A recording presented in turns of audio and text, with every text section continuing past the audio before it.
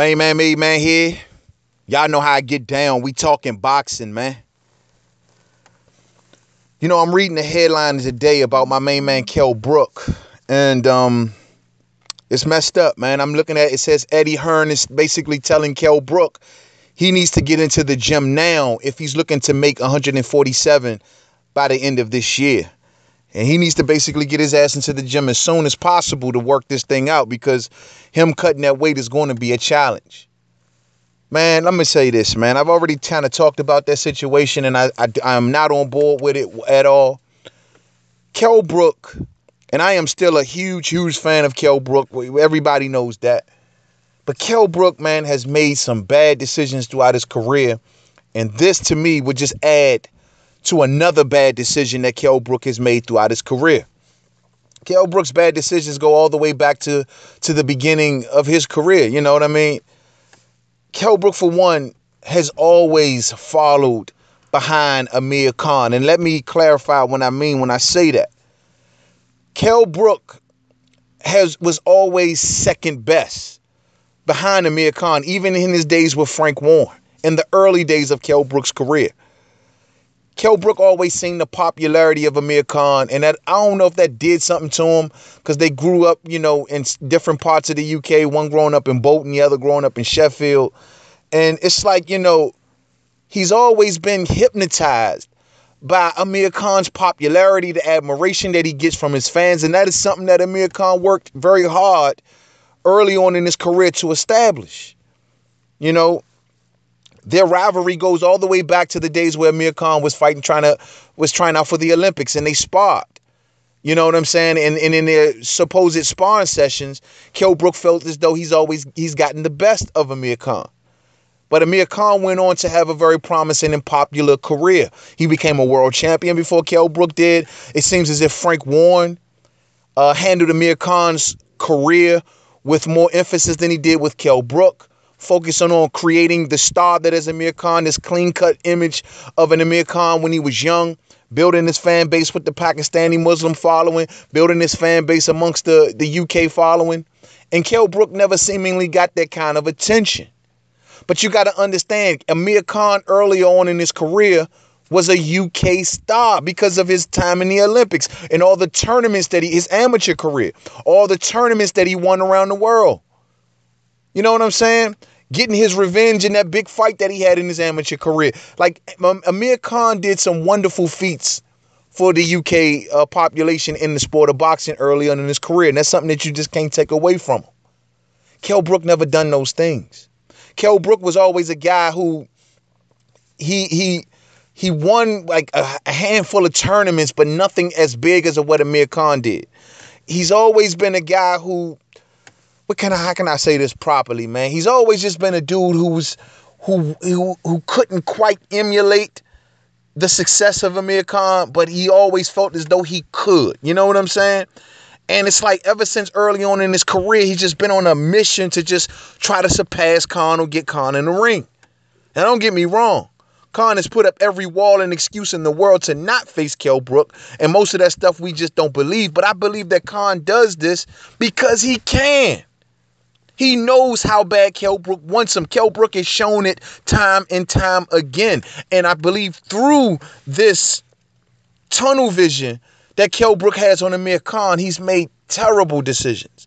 I repeat, terrible decisions. Amir Khan advanced his career under Frank Warren early on in the early days. Kell Brook was always second best. Amir Khan was a world champion, getting all the attention. Kell Brook wasn't. You know what I'm saying? And Amir Khan eventually outgrew Frank Warren. He felt as though Frank Warren was not getting him the fights that he wanted. So Amir Khan set his eyes on America.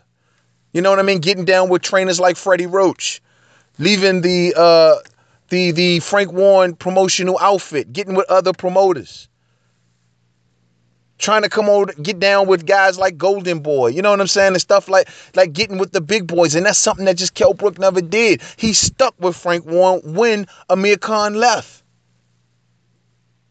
And then eventually Kell Brook got to a point where he was rated high amongst the sanctioning body in the WBO, and Frank Warren could not pull down the big fights. He couldn't get Floyd Mayweather in the ring with Kell Brook. At the time, the WBO champion was Manny Pacquiao. He couldn't get Manny Pacquiao in the ring with Kell Brook.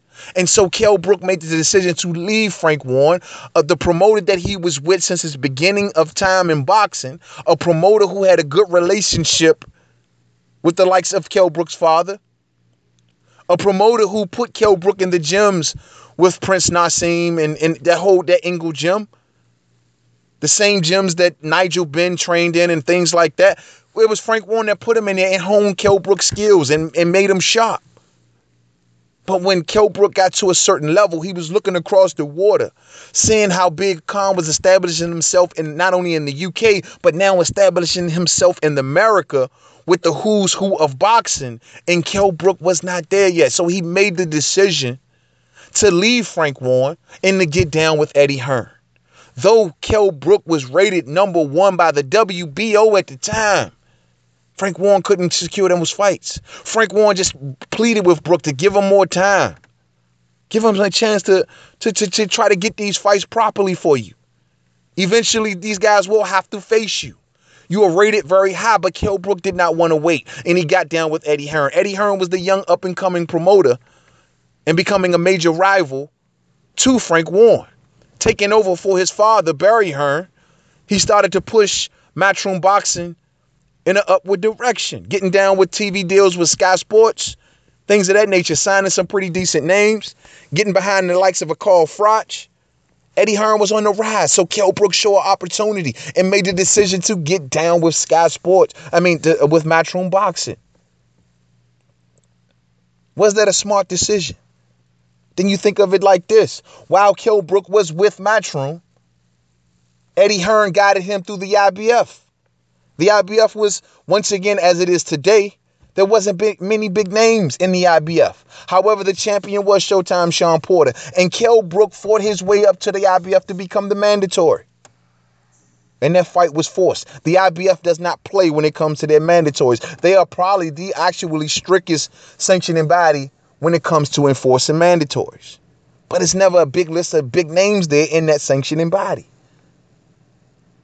So Kell Brook now felt as though he made the best decision.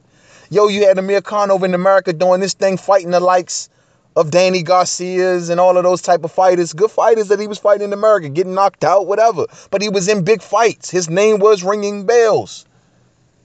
Kell Brook felt as though he was now at that point where his name was ringing a bell. And throughout all of this, Kell Brook was still calling out the name of Amir Khan. I want Khan. I want Khan. Kell Brook becomes a world champion by defeating Showtime Shawn Porter. Everything was looking good. Eddie Hearn had him a new champion. Kell Brook came over the water to America just like Amir Khan did and got himself a very, very big win by beating Showtime Shawn Porter, taking his title off him in his backyard and taking it back across the water. Everything was looking good at that point. Kell Brook was now on the mountaintop of boxing. But then things started to change. Kell Brook suffered a stabbing wound, a stabbing injury. Kept him out of the ring for some time. Then he comes back to mandatories like Frankie Gavin and Kevin Bizier, fighters that no one is checking for. Fighters that, though Kell Brook beat these guys, and yeah, he was coming off an injury, they moved the needle not 1 inch for Kell Brook. You know what I mean? Meanwhile, Amir Khan is over in America trying to scrap back, things that he's lost, like his title that he lost and things like that. He was trying to get his career back on track. But the one thing that Amir Khan never lost was his popularity. The Pakistani Muslims, they still loved him. The Bolton UK fans, they still loved him. The UK never forgot the things that Amir Khan did early in his career, in his amateur career. They never forgot those things. In the Olympics, they never forgot those things. This is why Amir Khan is more than just a boxing star over there. He's like almost damn near a folk hero. You know what I mean? And that's something that Kell Brook just could not compare with, even though he was a world champion. And that ate at him. He still wanted Khan in the ring. And then Khan started to notice something. This dude is following me around and trying to emulate things that I've done. He wants to get me in the ring so bad, he's willing to do anything. And that's when the game starts. At this point, Kell Brook, a world champion, calling out all the names at welterweight. This is where I became a big fan. He wanted Keith Thurman. He wanted Danny Garcia. Oh, well, Danny Garcia wasn't a welterweight. He wanted Keith Thurman. He wanted Floyd Mayweather. He wanted Manny Pacquiao. But those fighters, it's like it fell on deaf ears. No one heard the call. So what does Kell Brook do? He's still keeping his eye focused on all the moves that Amir Khan is making, and he's noticing that Amir Khan is now fighting his way back into contention, moving up in weight. But then Kell Brook then goes on to make a bad decision that we see now in hindsight. And that is, eventually, a fighter answered the call. And that fighter was Jesse Vargas. Jesse Vargas at the time had just came off winning the WBO title. He was the WBO champion. And he wanted to face Kell Brook in a unification fight. That was the best route right there that we see in hindsight. But Kell Brook refused that fight. Word on the curve is that it came down to money. Things that were going on at the time, like Brexit, where the UK was exiting certain trade deals and things like that, and the pound was at a low. And so the money exchanges were different, meaning that Jesse Vargas would have made much more than what Kell Brook would have made in that fight. And Kell Brook looked at that and said, oh no, that's not going to happen. So Kell Brook withdrew out of that fight. That was a bad decision now in hindsight. Chris Eubank Jr. was scheduled to face Gennady Golovkin. They were in negotiations.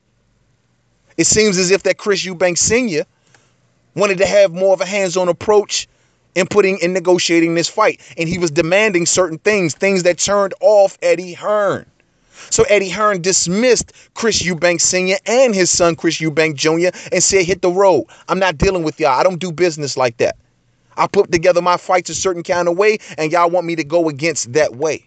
So what happens? Kell Brook then taps Eddie Hearn on the shoulder and say, hey, I'll take that fight. Gennady Golovkin, I'd love to have that fight. Bad decision. Possibly the worst decision of Kell Brook's career.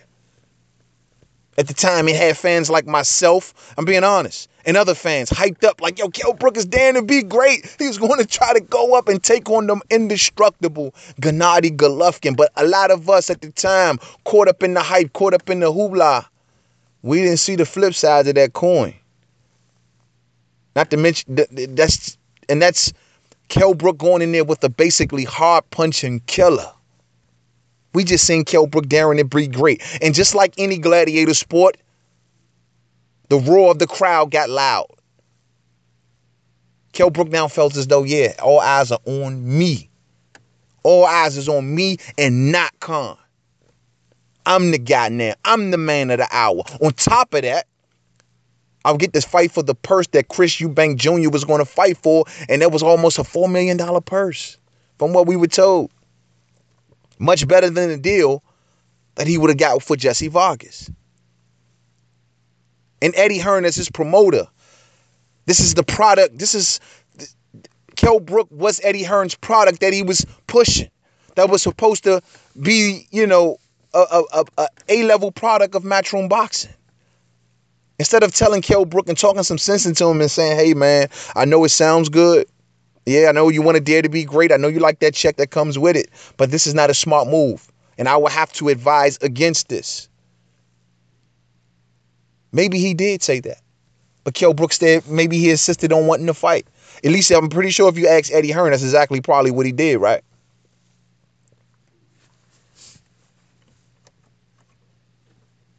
It wasn't smart. Where Eddie Hearn allowed Kell Brook to go up 2 weight classes, though he was the IBF champion. Though at that time they had secured a unification fight with Jesse Vargas. They could not allure the big names that Kell Brook always speaks of. I want the big fights. I want the big fights. A unification fight is a big fight. Kell Brook turned that down and decided to go up 2 weight classes to face Gennady Golovkin. When that fight started, man, we was all turned. I was turned. Kell Brook fought well in those first few rounds. However, the one thing that did stick to me as I was watching that fight was during the opening bell of that fight, when Kell Brook first walked out of his corner, he immediately got hurt. Immediately got hurt.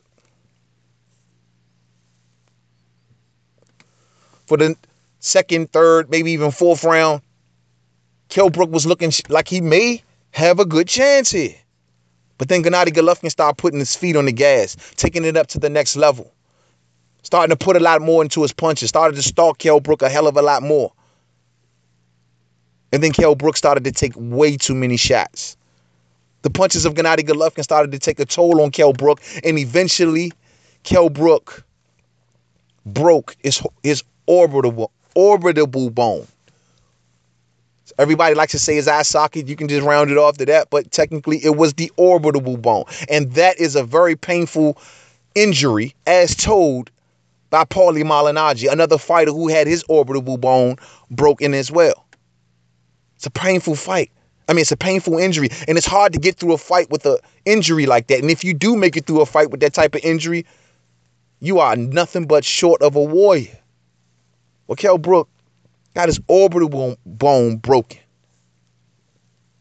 And eventually his corner stopped that fight. Kell Brook now was a injured, damaged fighter. When it was just a few weeks prior, he was just in perfect condition. He was wowing the media with his newfound size and showing everybody, yeah, I'm going to make this weight. I'm going to be big enough to fight. And it looked good. Certain camera angles were taken. Up close pictures were taken.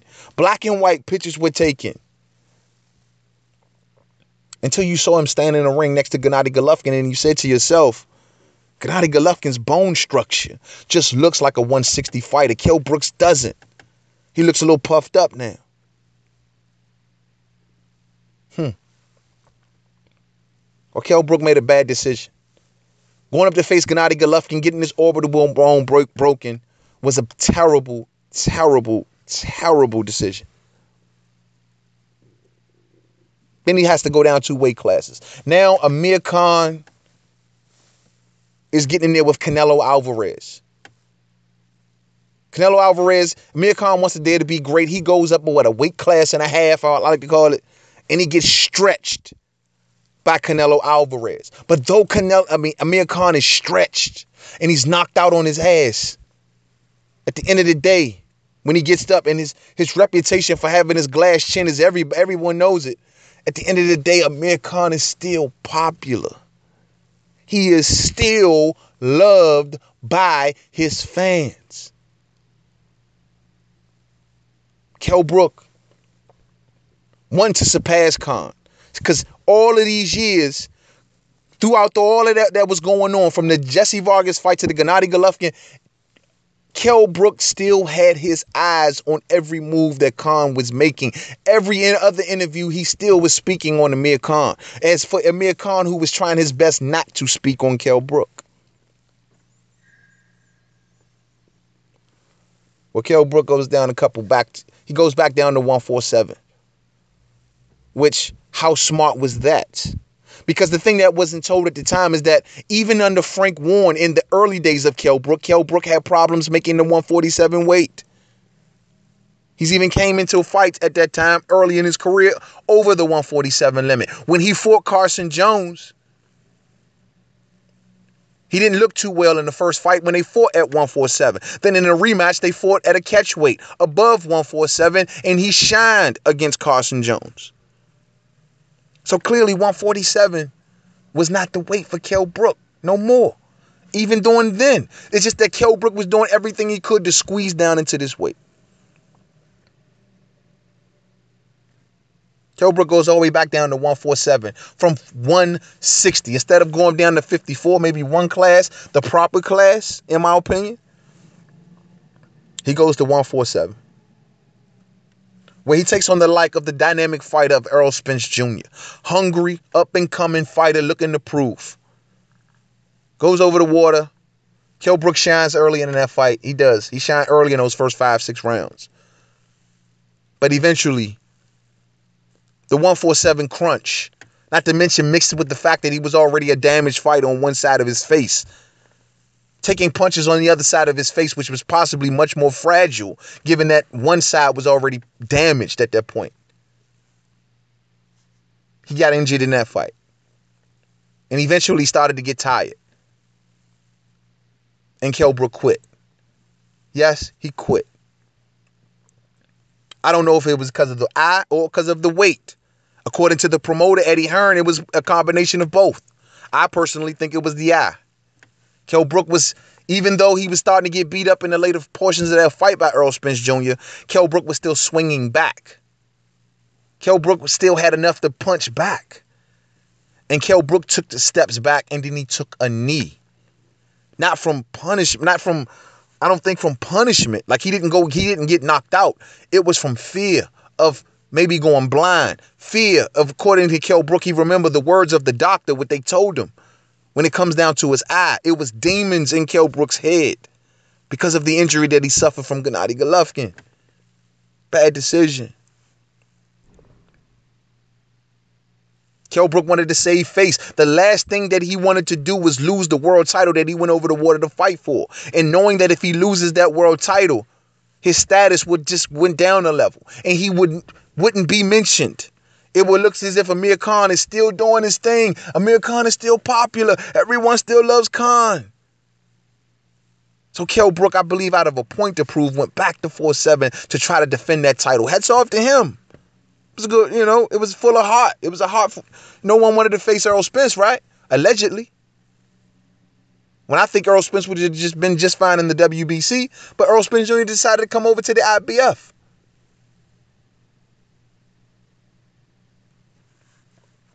That was a sad fight. To see Kell Brook have to take a knee in front of his own people, that had to hurt him deeply. I mean, very deep. In hindsight, it's easy to say now he should have vacated that title and went to 54. It wouldn't have looked nearly as bad. He would not have lost to Errol Spence Jr. The weight excuse would have eventually panned out. People would have been, he would have gave many examples as to why he could have went to 154. I'm having problems making the weight. I've always had problems making the weight. Look at my fights against Carson Jones and look how I fight at higher weights. People would have bought it. I believe. But Kell Brook just wasn't willing to go out like that. And that's why I applaud him, though it was not the smartest decision. It's still, you got to give him applause for that, for coming down to defend his honor and defend his title. But it wasn't that smart of a decision. So Kell Brook then, after losing to Errol Spence Jr., makes the decision with his promoter, Eddie Hearn, and states, you know what, bro? Go to 154. This is the weight that you're comfortable at. This is the weight you're not depleting yourself at. This is the weight that you should be. And so that's the route that Kell Brook starts to go. Takes on Sergey Rabchenko. Beats him like Rabchenko was a nobody, which technically he wasn't. And now Kell Brook looked good. He looked like he shined. He won his confidence back with that fight. He started to go along the route of calling out Charlo, Hurd, Mungia. All of those fighters welcomed the fight with Kell Brook and say, hey, we'll give him that big fight that he's looking for. And we'll put the titles on the line. Even at a time when possibly Kell Brook didn't deserve it. They called Kell Brook's bluff. They called his bluff. And now here we are today, where Kell Brook, Amir Khan is now back. He's after that loss to Canelo, he decides to go back down to 147. And instead of Kell Brook fighting at 154, he still has his eyes on Amir Khan. And he's heading now, allegedly trying to make himself squeeze back down to 147. It wasn't a smart decision to go back down there to fight Spence. And it possibly won't be a smart decision today. Everybody was like, well, his eye, the 147 puncher shouldn't have done. It was a 147 puncher that damaged the other eye. If the eye is damaged, the eye is damaged. It doesn't matter if it's at 54 or 47. Why are you giving yourself an extra crutch to starve yourself to go back down to 47 when you can compete at 54? Is it because you're chasing Khan? Is it because that Amir Khan carrot has been put right back again in front of Kell Brook? Now here's the question. Eddie Hearn signs Amir Khan. He now has Amir Khan part of his promotional stable at Matchroom Boxing. Signed him for a 3-fight deal or something like that? And here we are, since Khan has been fighting for Eddie Hearn. There has been no inroads made, at least to the public, about a Khan versus Kell Brook fight. When Khan is faced with the question, Khan says, yeah, if Kell Brook want to fight me, we're going to have to do this at welterweight if it happens. At welterweight. Not a catchweight. Khan is dictating to Kell Brook, even though he lost a big fight just like Kell Brook did. He's still being able to dictate to Kell Brook and tell him, you want to see me at 147. And what does Kell Brook look to do? Oblige. Looking to do it. Don't give me that Manny Pacquiao crap. Because if that was the case, Manny Pacquiao would have fought him back in the day if he was high on his radar. Eddie Hearn said it himself. Manny Pacquiao is very expensive. I don't believe that Eddie Hearn is willing to pay Manny Pacquiao to face a Kell Brook. If Eddie Hearn will pay Manny Pacquiao a big check, it would to be facing Amir Khan, a guy who pulls in better numbers than Kell Brook. So what is Kell Brook really going back down to welterweight for? After talking all that smack at 154. You want to go back down to welterweight because you're once again chasing after Amir Khan, which in my opinion is another bad decision. You let Khan come to you. Do your thing at 54. That's the better chance. And besides, a Khan fight at this point, what is it? It's nothing to the American fans. It'll be an entertaining scrap, but it won't be memorable. Maybe amongst the UK fans. It'll be still probably a decent fight in the UK, but that's something that Khan just got on the back burner. Khan wants Pacquiao. Khan would love to take on, he's even talking about Spence or Crawford or any of those guys. You don't think he will take a fight of those fighters before he takes a Kell Brook fight? He's just like, I'll get to you when I can, because guess what? You following me around like I'm your idol or something. And any fighter would do that. Terrible. Terrible, terrible. So Kell Brook's decisions throughout his career have been very questionable. Bad decisions. And I think him going down to 147, squeezing himself down to 147 after fighting comfortably at 154. It's not smart. It ain't smart at all. The Al Heyman fighters right now, getting them in the ring is impossible pretty much because of the Eddie Hearn affiliations with DAZN, because of the Eddie Hearn reputation here in America. How easy will it be for him to make those fights? Now, Jesse Vargas is down with DAZN and Eddie Hearn. Maybe he can make the Jesse Vargas fight happen for you. But it would have been better when both of y'all were champions.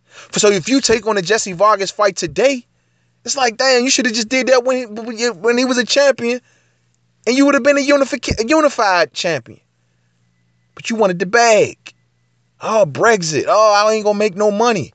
I would have took that in lieu of a championship. It would have just rose his stock through the roof. As at that time, possibly the only unified champion at welterweight, or was Floyd Mayweather at that time unified? I know he would have been one of the top dogs there. Yeah, because Floyd had the WBC and WBA.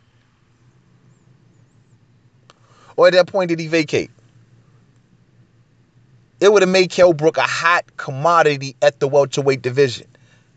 That would have been worth more than that money that you got to go up to face Gennady Golovkin and got your face broken. Bad decision. So now you might have to face Jesse Vargas if that fight presents itself, which is very possible, for nothing. Why are you going back down to welterweight, Kell? To face Khan? Is there something done in behind the scenes that Eddie Hearn has assured you that you will get the Amir Khan fight? Because why risk yourself going down to that weight if you're not going to get that fight? Even if you lose at 154, it would still be more respectable and more to see you get into a contentious fight with a Jamel Charlo or a Jared Hurd, or even if you don't want to go to that level right about now, the J-Rocks, the Lubins, they're fighters. The Arislandi Lauras, they are fighters that you can still mix it up with and still have your status being raised up more and more. He back out of the Brandon Cook fight because he said he suffered the ankle injury. I had my skeptical eye up then. The Mungias. Now Brandon Cook is going to face Jaime Mungia. That is a belt that you add your eye on. That's the reason you originally went up to 54. Let's keep it with 100.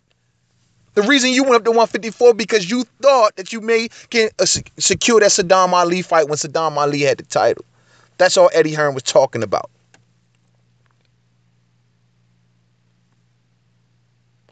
You got there too late.